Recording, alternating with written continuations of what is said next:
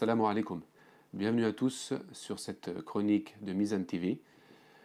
Aujourd'hui, je vais vous parler des secrets du jeûne selon les enseignements de l'imam Abu Hamid al-Ghazali. Il a écrit un livre qui nous parle des secrets du jeûne dans son ouvrage fondamental Ihya Ulumuddin, la revivification des sciences de la religion. Et dans cet ouvrage, il donne l'essence des principes spirituels du jeûne et des bonnes manières à respecter par le croyant dans le cadre du jeûne.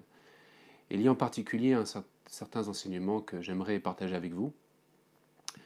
Il commence tout d'abord en rappelant que le jeûne est une action qui se définit par une abstention, c'est-à-dire par une non-action. Il s'agit de ne pas boire, de ne pas manger, de s'abstenir de rapports conjugaux. Il s'agit donc d'une non-action, quelque part. Bien plus, il explique que c'est un secret. C'est un secret entre le croyant et Dieu, que nulle autre créature ne peut voir, mais que Dieu seul connaît. Et il poursuit en expliquant que le jeûne comporte plusieurs degrés, et que finalement, ces degrés du jeûne correspondent aux composantes mêmes de l'être humain. L'être humain qui est composé d'un corps, d'une âme et d'un esprit.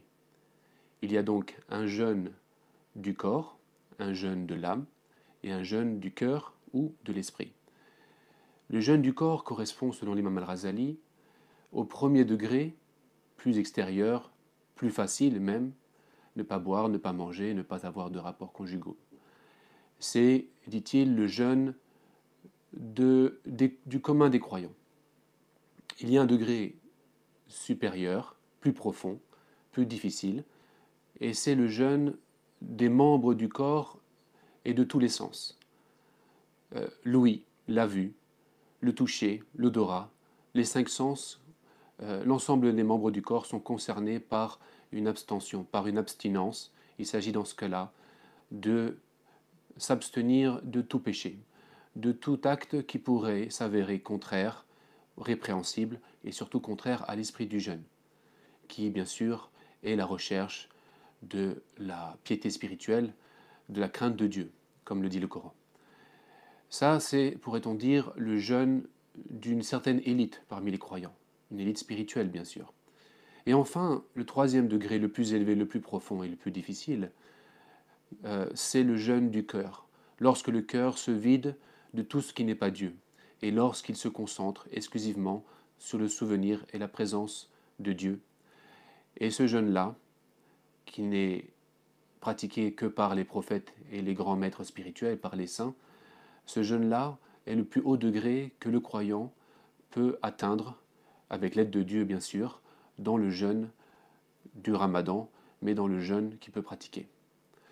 Voilà en résumé ce que l'imam al-Ghazali nous rapporte concernant les 3 niveaux du jeûne, du croyant, dans son rapport avec Dieu. Et il me semble très important de rappeler qu'au-delà de l'abstention des aliments, de la nourriture, des boissons, au-delà des plaisirs de la chair qui ne concernent que le corps, il y a une dimension plus profonde dans le jeûne, et c'est cette dimension-là que l'imam al-Ghazali, comme tous les autres maîtres d'ailleurs, nous rappelle, afin que le croyant puisse élever son aspiration spirituelle et qu'il puisse vraiment approfondir sa relation avec Dieu. Voilà, je vous remercie et je vous souhaite, je vous dis à bientôt dans une prochaine chronique sur Mizan TV. Assalamu alaikum.